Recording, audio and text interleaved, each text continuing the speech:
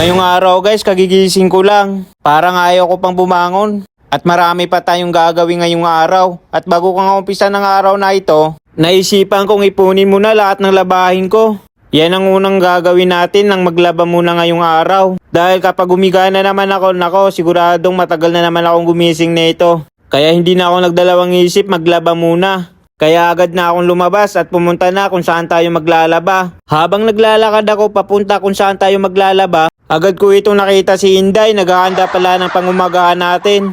Kaya inumpisahan ko na rin maglaba habang nagluluto si Inday. Para pagkatapos nito maglaba, kainan na lang. In-scramble ko na rin yung mga labahin natin, bahala na. Hindi ko na yan nakaartiyan pa kasi sobrang lamig na. Kaya agad ko nang nilagay doon sa washing machine. At syempre, nilagyan natin ng pampabula. Ito pala ang gamit natin guys, Teddy. O Teddy, bahala na kayo. Na-flex na naman kayo. O diba, sobrang bulangan ni Teddy, baka naman. At ito na nga si Inday, nag-uumpisa na. Masyado na naman pinapasarap yung ulam namin kaya kami tumataba. Ito rin yung mga kasama ko, yung mga driver namin. O, ang ganda ng ngiti, kakasahod lang yan.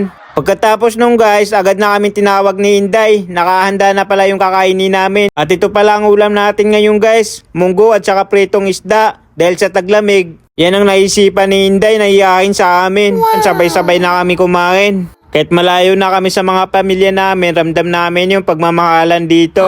Uy, sana all. Kaya agad na kaming kumain guys. Salamat nga pala dun sa Inday natin. Ang sarap ng luto mo, sana maulit muli. Tapos namin kumain guys. Ako pala yung taga-ugas nila ng plato.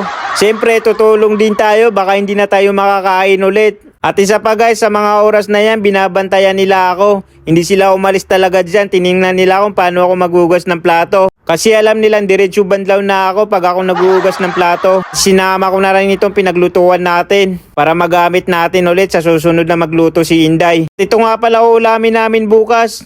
Tinulang dilata guys, baka gusto nyo, PM nyo na lang ako. O siya, hanggang dito na lang ulit. Bye-bye!